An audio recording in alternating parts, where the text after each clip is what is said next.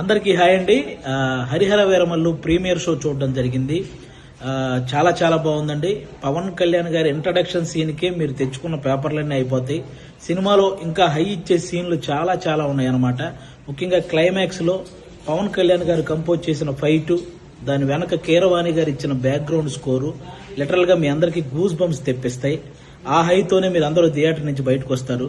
ప్రతి ఒక్కరూ కూడా ఫ్యామిలీతో వెళ్లి వీరమల్లు చేసిన పోరాటాన్ని థియేటర్ ఎక్స్పీరియన్స్ చేయాలని మనస్ఫూర్తిగా కోరుకుంటున్నాను. ముఖ్యంగా నేను ఈ సినిమా షూటింగ్ అప్పుడు చాలా సార్లు సెట్కి వెళ్ళాను. పవన్ కళ్యాణ్ గారు అభిమానులకు నచ్చే సినిమా తీయాలని ప్రతి సీన్ మీద కూడా చాలా కేర్ తీసుకొని చేశారు. అది ఈ రోజు స్క్రీన్ మీద కనిపించింది. క్లైమాక్స్ లో ప్రతి అభిమానిని కదిలించింది. ముఖ్యంగా ఆయన అంటే ఎప్పుడో ఒకసారి అభిమానుల కోసం ఒక హిట్ దేవుడు అని కోరుకుంటే గబ్బర్ సింగ్ వచ్చింది. ఆ తర్వాత మళ్ళీ ఇప్పుడే అభిమానుల కోసం ఒక హిట్ దేవుడు అని కోరుకున్నారు. మనకి హరిహర వీరమల్లు వచ్చింది. మీరు ఆఫ్ స్క్రీన్ లో ధర్మం కోసం పోరాడిన పవన్ కళ్యాణ్ గారిని చూశారు. ఆన్ స్క్రీన్ లో ధర్మం కోసం పోరాడుతున్న హరిహర వీరమల్లును కూడా చూసి ఎంజాయ్ చేయాలని మనస్ఫూర్తిగా కోరుకుంటున్నాను.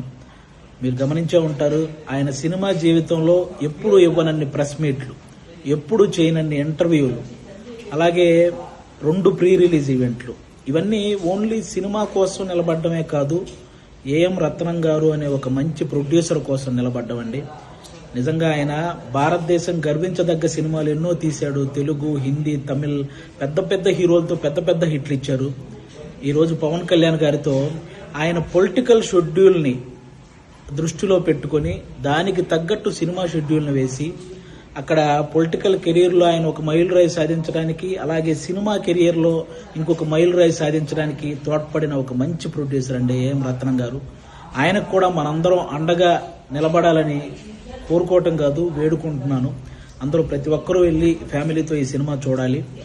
అలాగే ఆల్మోస్ట్ 30 సంవత్సరాల నుంచి పవన్ కళ్యాణ్ గారు సినిమాల ద్వారా మనల్ని ఎంటర్టైన్ చేశారు.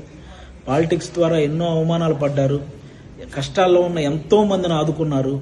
అలాంటి వ్యక్తి ఎప్పుడో కానీ మనస్ఫూర్తిగా ఒక మాట అడగడు, సినిమా చూడండి అని. కాబట్టి ఆయన్ని అంటే ఇంకో 3 సినిమాల తర్వాత ఆయన మళ్ళీ కొన్ని సంవత్సరాలు సినిమాలు చేస్తాడో లేదో కూడా తెలియదు. అలాంటి వ్యక్తికి మనం ఈ 3 సినిమాలు ఆయన గుర్తుంచుకునే విధంగా, ఆయన గుర్తు పెట్టుకునే విధంగా విజయాన్ని అందించాలని మనం మనస్ఫూర్తిగా కోరుకుంటున్నాను. పవన్ కళ్యాణ్ గారి అభిమానులందరూ, అభిమానులే కాదండి, మనస్ఫూర్తిగా నేను ఒక విషయం చెప్తున్నాను.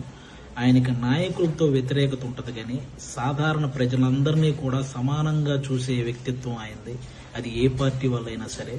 అలాంటి వ్యక్తి సినిమాని ఆంధ్ర, తెలంగాణలో ఉన్న ప్రతి ఒక్కరూ కూడా డైరెక్టర్ క్రిష్ గారు వేసిన పునాది మీద డైరెక్టర్ జ్యోతికృష్ణ గారు క్రియేట్ చేసిన ఈ అద్భుతమైన హరిహర వీరమల్లుని అందరూ చూడాలని మనస్ఫూర్తిగా కోరుకుంటున్నాను.